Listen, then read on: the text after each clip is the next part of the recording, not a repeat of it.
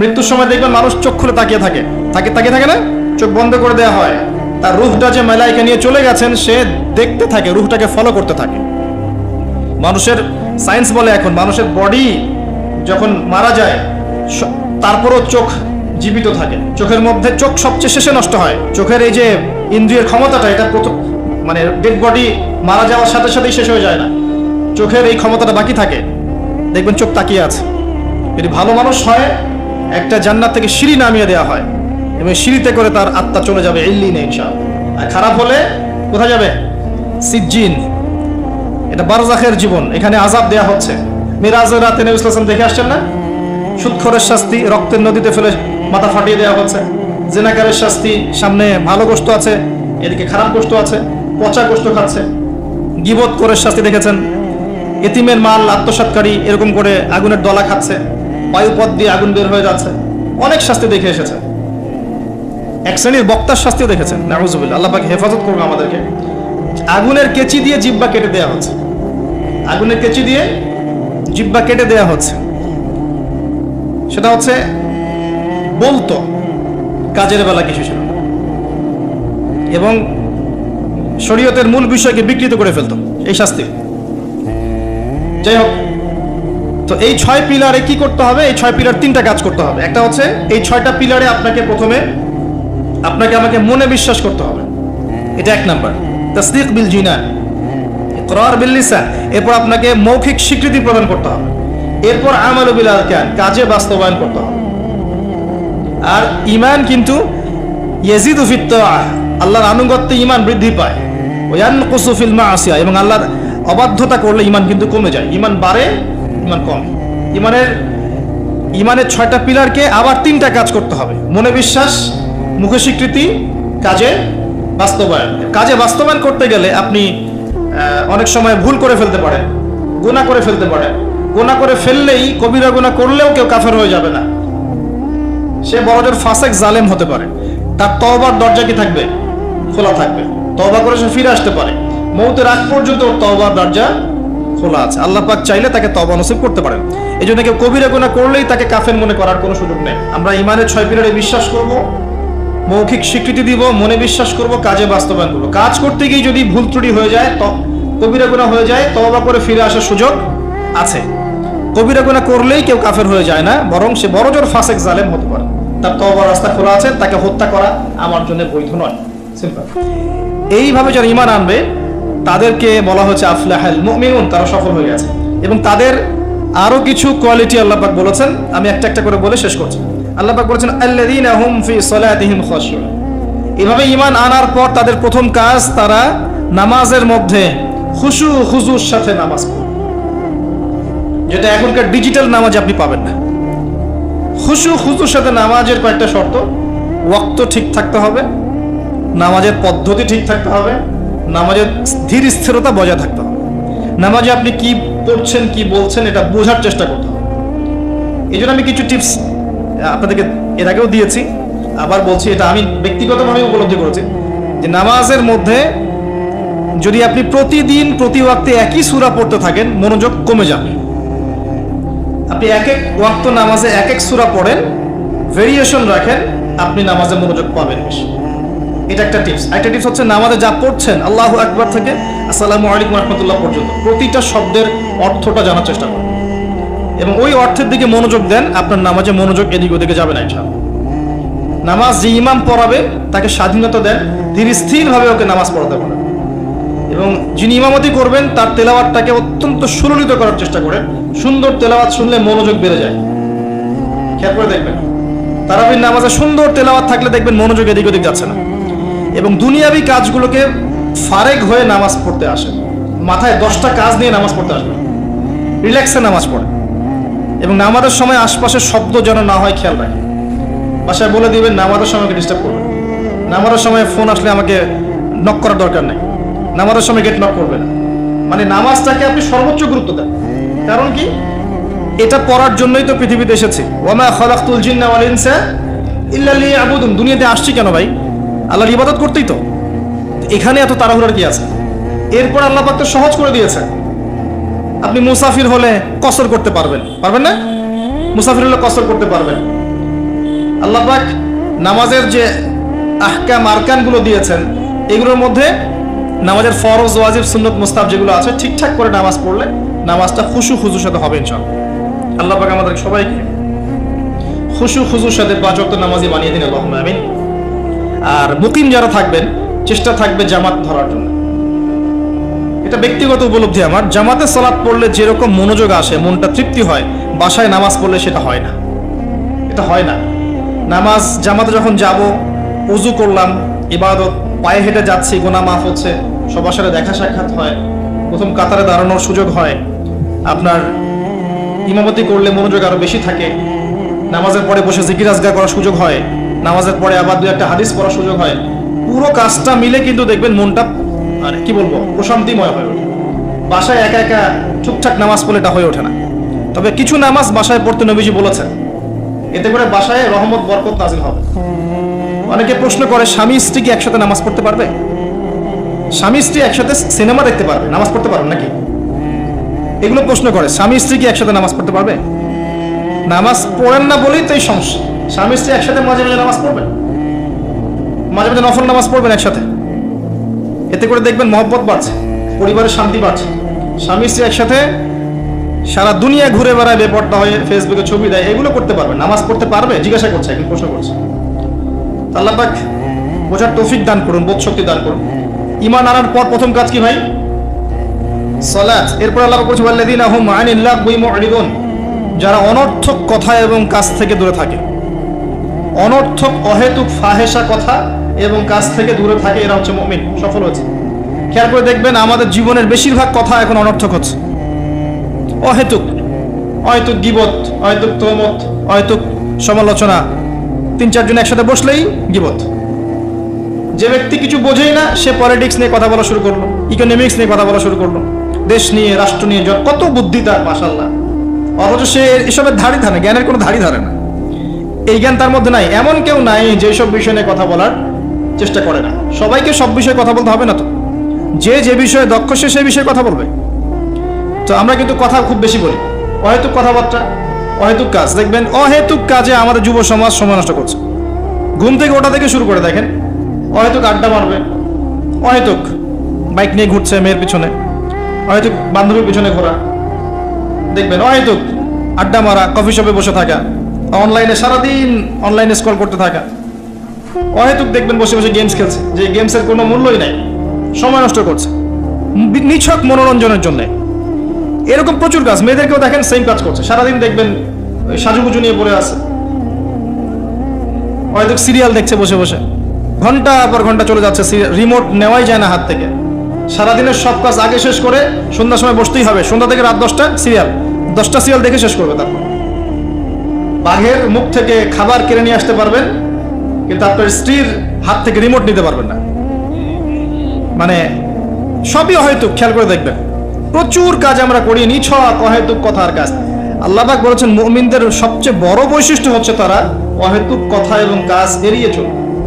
কথা বললে দিনের কথা বলবে, আল্লাহর কথা বলবে, রাসূলের কথা বলবে, যে কথায় কোনো উপকার আছে এমন কথা বলবে, যে কথায় নিজের বা নিজের পরিবারের, নিজের দেশের, নিজের জাতির, নিজের উম্মার উপকার হয়, দিনের খেদমত হয়, এমন কোনো কথা বলবে বা কাজ করবে।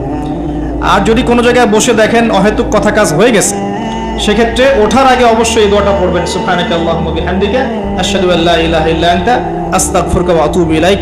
আশা করা যায় ওই বৈঠকে আপনি যে অহেতুক কথাগুলো বলেছেন এটা মাফ হয়ে যাবে ইনশাআল্লাহ। তো আল্লাহ পাক আমাদের সবাইকে অনর্থক কথা এবং কাজ থেকে বেঁচে থাকার তৌফিক এনায়েত করুন, আমিন। এরপর আল্লাহ পাক বলেছেন ওয়াল্লাযীনা হুম লিযাকাতি ফাঈলুন, যারা যাকাত আদায় করে। এখানে যাকাতের 2টা অর্থ। একটা হচ্ছে মালের যাকাত প্রদান করা, নিসাব পরিমাণ সম্পত্তি থাকলে 2.5% যাকাত দিবে। যাকাত দেন তো? শুধু যাকাতটা যদি আমরা কালেক্ট করতে পারতাম, আমাদের সমাজে দারিদ্রতা বলে কিছু থাকতো না। শুধু যাকাতটা যদি আমরা সংগ্রহ করতে পারতাম সবাই, আর আমরা যদি দিতাম। আমরা অনেকে নামাজ পড়ি, যাকাত দেই না। রমজান মাসে তারাবির নামাজে এসে অনেক বড় বড় বাহাদুরি দেখাই, যাকাতটা আদায় করি না। বহু মানুষ আছে আমরা যাকাত দেই না। এমন অনেক মানুষ আছে আমাদের সমাজে যাদের এক একজনের যাকাতের টাকা দিয়ে শত শত মানুষের কর্মসংস্থান করা সম্ভব, জানেন? এমন অনেক মানুষ আছে আমাদের দেশে। আমরা বলি না যে আমরা মধ্যম উন্নয়ন অগ্রগতির দেশ, তাই বলছি না এখন? কিন্তু উন্নয়নশীল দেশ হলে আমাদের মধ্যে এমন অনেক মানুষ আছে যাদের সম্পদ মাশাআল্লাহ ওই আকাশের চূড়ায় পৌঁছে গেছে। যাকাত নেন, দেখবেন অনেক কিছু করা সম্ভব। স্বেচ্ছায় যাকাত দেওয়ার মানসিকতা তৈরি করে, এটা ফরজ জিনিস, নফল নয়। এটা একটা অর্থ। নিসাব পরিমাণ সম্পদ থাকলে যাকাত দিয়ে দিন। যদি যাকাত না দেন, সূরা তাওবা পড়ে দেখেন আপনার জন্য কি শাস্তি অপেক্ষা করছে।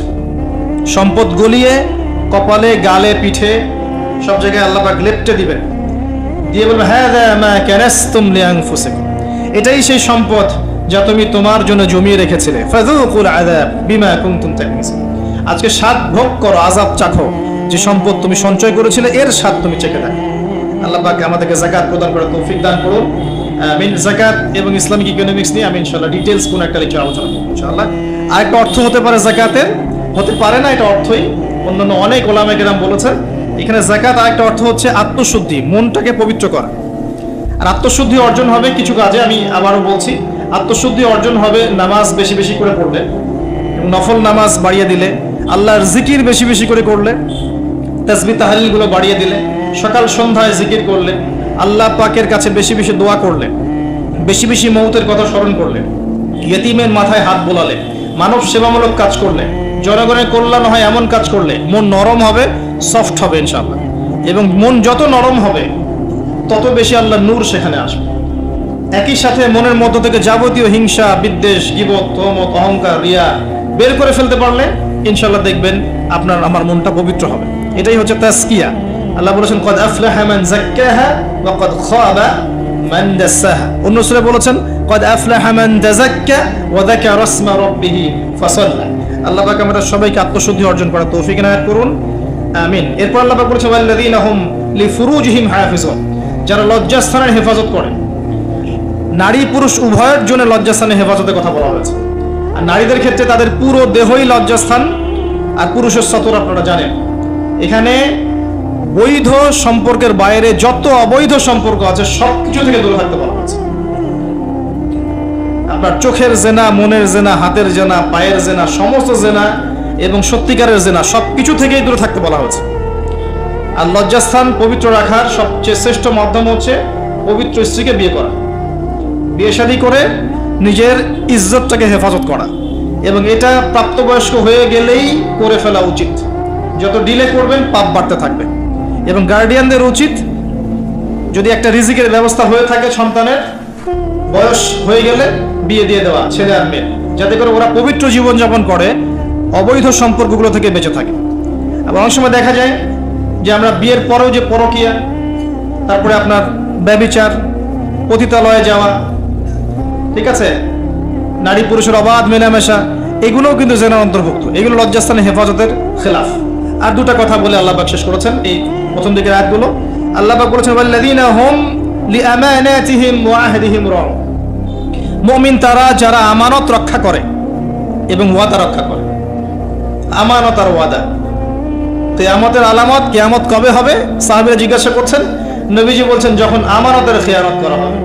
সাহাবীরা বলছেন আমানতের খেয়ানত কিভাবে হবে? নবী সাল্লাল্লাহু আলাইহি ওয়াসাল্লাম বলছেন যখন অনুপযুক্ত ব্যক্তিকে দায়িত্ব প্রদান করা হবে বিভিন্ন সেক্টরে, তখন বুঝে নেবে এটাই সেই যুগ। ফান্তাজির সাআ, কিয়ামতের অপেক্ষা করতে থাকো। আমানত কি জিনিস? কথা দিলাম, রাখলাম না, ওয়াদা করলাম, খেলাফ করলাম, কথা বললাম, মিথ্যা বললাম, প্রতিশ্রুতি দিলাম, ভঙ্গ করলাম, সব আমানতের খেয়ানত। সবচেয়ে বড় আমানত কি জানেন? কোরআন এবং সুন্নাহ। আল্লাহ পাক এই কথাটা সূরা আহজাবে বলেছেন, ইন্না আরাদনা আল-আমানাতা আলা আস-সামাওয়াতি ওয়াল-আরদ ওয়াল-জিবাল ফাআবাইনা আন ইয়াহমিলনাহা ওয়া আশফাকনা মিনহা ফাহামালাহা আল-ইনসান। এই যে কোরআন, সুন্নাহ, ইসলাম, শরীয়ত, এই আমানতটাকে আমি আসমান, জমিন, পাহাড়ে দিতে চেয়েছিলাম। ফাআবাইনা আন ইয়াহমিলনাহা, তারা অস্বীকার করেছে, আমরা পারবো না। ফাহামালাহা আল-ইনসান, মানুষ সেটা বহন করেছে। হ্যাঁ আমি পারবো। মানুষ বলেছে কি আমি পারবো, দেন আমাকে দায়িত্ব দেন। আমরা যে দায়িত্ব চেয়ে নেই না, আমাকে দায়িত্ব দেন, আমাকে দায়িত্ব দেন, আমি পারবো। মানুষ এই কথা বলেছিল। আল্লাহ পাক বলেছেন ওয়া কানাল ইনসান যালুমান জাহুলা, মানুষ বড় জালেম আর জাহেল। আবু যর রাদিয়াল্লাহু আনহু কে নবী সাল্লাল্লাহু আলাইহি ওয়াসাল্লাম বলছেন যে তুমি মানুষের দায়িত্ব নিতে যেও না, যদি তোমাকে দুইজনের দায়িত্ব দেওয়া হয় যেন তোমাকে ছুরিবিহীন জবাই করে ফেলা হয়েছে। কঠিন জিনিস। মানে যার যে সেক্টরে দায়িত্ব আছে, পরিবারে, সমাজে, আরো বড় জায়গায়, ইকোনমিক সেক্টরে, তাকে ওই সেক্টরে জিজ্ঞাসাবাদ করা হবে। পুরো বিষয় ক্লিয়ার না হওয়া পর্যন্ত পুলসিরাত পার হতে দেওয়া হবে না। আর যদি দায়িত্ব পাওয়ার পরে তার দ্বারা খেয়ানত হয় এবং অন্যের উপর জুলুম হয়ে থাকে, তাহলে মাজলুমদেরকে দাঁড় করানো হবে যতক্ষণ না তাদের অধিকার ফিরিয়ে দেওয়া হবে। কিভাবে?